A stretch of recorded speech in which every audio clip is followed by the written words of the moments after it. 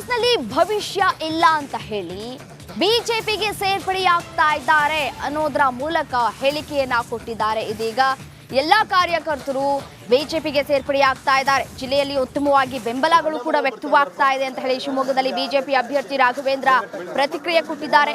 ಬರ ಪರಿಹಾರವಾಗಿ ಹಣ ಬಿಡುಗಡೆಯಾಗಿದೆ. ಅದೇ ಹಣವನ್ನ ರಾಜ್ಯ ಸರ್ಕಾರ ಕೊಡ್ತಾ ಇದೆ. ಜಾಹೀರಾತು ಮೂಲಕ ಪ್ರಧಾನಿ ಬಗ್ಗೆ ಅಪಪ್ರಚಾರವನ್ನ ಮಾಡಲಾಗ್ತಾ ಇದೆ.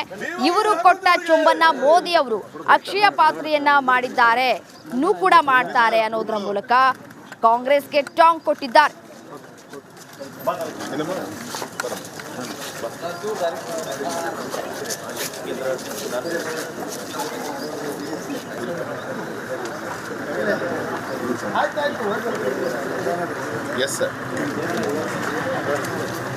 ಅಣ್ಣಾಮಲೈ ಬರ್ತಾ ಇದ್ದಾರಪ್ಪ. ಇವತ್ತು ಶಿವಮೊಗ್ಗಕ್ಕೆ ಅಣ್ಣಾಮಲೈ ಕೂಡ ಪ್ರಚಾರವನ್ನ ಕೂಡ ನಡೆಸಲಿದ್ದಾರೆ. ತೆರಳಿ ಸಂಜೆ ಭದ್ರಾವತಿ ಶಿವಮೊಗ್ಗದಲ್ಲಿ ನಡೆಯುವಂತಹ ಸಮಾವೇಶದಲ್ಲಿ ಭಾಗಿಯಾಗಲಿಕ್ಕಿದ್ದಾರೆ. ಶಿಕಾರಿಪುರದಲ್ಲಿ ವಿಜಯೇಂದ್ರ ಅವರಿಂದ ಪ್ರಚಾರ ಕೂಡ ಆಗತ್ತೆ. ಬಿಜೆಪಿ ಕಚೇರಿಯಲ್ಲಿ ಕೋರ್ ಕಮಿಟಿ ಸಭೆ ಕೂಡ ನಡೆಯಲಿದೆ. ಕಾಂಗ್ರೆಸ್ಗೆ ಭವಿಷ್ಯ ಇಲ್ಲ ಅಂತ ಹೇಳಿ ಬಿಜೆಪಿಗೆ ಕಾರ್ಯಕರ್ತರೆಲ್ಲರೂ ಕೂಡ ಸೇರ್ತಾ ಇದ್ದಾರೆ. ಜಿಲ್ಲೆಯಲ್ಲಿ ಉತ್ತಮವಾಗಿ ಬೆಂಬಲ ಕೂಡ ವ್ಯಕ್ತವಾಗ್ತಾ ಇದೆ. ಶತಾಯ ಗತಾಯ ಶಿವಮೊಗ್ಗದಲ್ಲಿ ನಾನೇ ಗೆಲ್ಲೋದು ಅನ್ನುವಂತಹ ವಿಶ್ವಾಸವನ್ನ ಕೂಡ ವ್ಯಕ್ತಪಡಿಸಿದ್ದಾರೆ.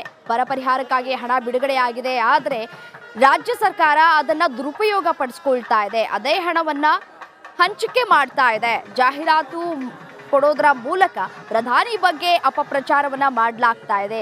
ಇವ್ರು ಏನೇ ತಿಪ್ಪುರ್ಲಾಗ ಹಾಕೊಂಡ್ರು ಶಿವಮೊಗ್ಗದಲ್ಲಿ ಬಿಜೆಪಿಗೆ ಗೆಲುವು ಅನ್ನುವಂತಹ ವಿಶ್ವಾಸವನ್ನ ಕೂಡ ವ್ಯಕ್ತಪಡಿಸಿದ್ದಾರೆ. ಇವತ್ತು ಶಿವಮೊಗ್ಗದಲ್ಲಿ ಅಣ್ಣಾಮಲೈ ಪ್ರಚಾರವನ್ನ ಕೂಡ ನಡೆಸಲಿಕ್ಕಿದ್ದಾರೆ. ಇನ್ನು ವಿಜಯೇಂದ್ರ ಅವರು ಕೂಡ ಸಾಥ್ ನೀಡಲಿದ್ದಾರೆ ರಾಘವೇಂದ್ರ ಅವರಿಗೆ. ಸಂಜೆ ಭದ್ರಾವತಿ ಶಿವಮೊಗ್ಗದಲ್ಲಿ ನಡೆಯುವಂತಹ ಸಮಾವೇಶ, ಬಿಜೆಪಿ ಕಚೇರಿಯಲ್ಲಿ ಕೋರ್ ಕಮಿಟಿ ಸಭೆ ಕೂಡ ನಡೆಯಲಿದೆ.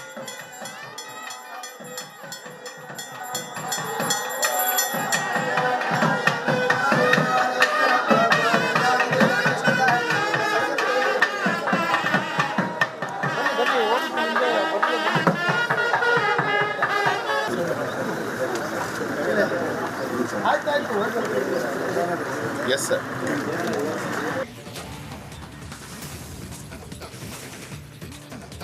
ದೇಶಭಕ್ತಿ ಬಿಜೆಪಿಗೆ ಕೊಟ್ಟ ಹಾಗೆ ಮಾಡ್ತಾ ಇದ್ದಾರೆ. ಬಿಜೆಪಿಗೆ ಮಾತ್ರನ ಹಕ್ಕಿರುವುದು, ಮೋದಿನೇ ಪ್ರಧಾನಿ ಆಗಬೇಕು ಅಂತ ಹೇಳ್ತಾರೆ. ಈ ರೀತಿಯಾಗಿ ವಾಗ್ದಾಳಿಯನ್ನ ನಡೆಸಿದ್ದಾರೆ.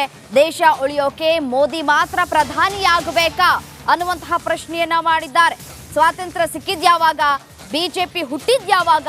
1950ರಲ್ಲಿ ಜನ ಸಂಘ ಹುಟ್ಟಿದ್ದು, ನಂತರ ಬಿಜೆಪಿ ಆಯಿತು. ಕಲಬುರಗಿಯಲ್ಲಿ ಖರ್ಗೆ ಡಿಕೆಶಿ ಮಾತನಾಡ್ತಾ ಕೂತಿದ್ರು. ಅವರ ಗಮನ ಸೆಳೆಯೋದಕ್ಕೆ ಅಪಾರ್ಥ ಮಾಡ್ಕೊಡ್ಬೇಡಿ ಅಂತ ಹೇಳಿದ್ದೆ. ಬಿಜೆಪಿ ಕಟ್ ಅಂಡ್ ಪೇಸ್ಟ್ ಮಾಡೋದ್ರಲ್ಲಿ ಬಹಳ ನಿಸ್ಸೀಮರು. ಇನ್ನು ತಮ್ಮ ವಿಡಿಯೋ ಕಟ್ ಅಂಡ್ ಪೇಸ್ಟ್ ಮಾಡಿದ್ದಾರೆ ಅಂತ ಹೇಳಿ ಬಿಜೆಪಿ ವಿರುದ್ಧ ಸವದಿ ವಾಗ್ದಾಳಿಯನ್ನ ನಡೆಸಿರುವಂತದ್ದು. 50ನೇ ಇಸ್ವಿಯೊಳಗೆ ಜನಸಂಘ ಭಾರತ ದೇಶದ ದೇಶಭಕ್ತರು,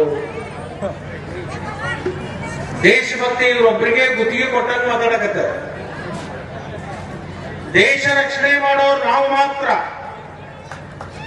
ಈ ದೇಶ ಉಳಿಬೇಕಾದ್ರೆ ಮೋದಿ ಬರಬೇಕು ಅಂತ ಹೇಳಿ ಭಾಷಣ ಮಾಡ್ತಾರೆ. ಈ ದೇಶಕ್ಕೆ ಸ್ವಾತಂತ್ರ್ಯ ತಂದವರು ಯಾರು?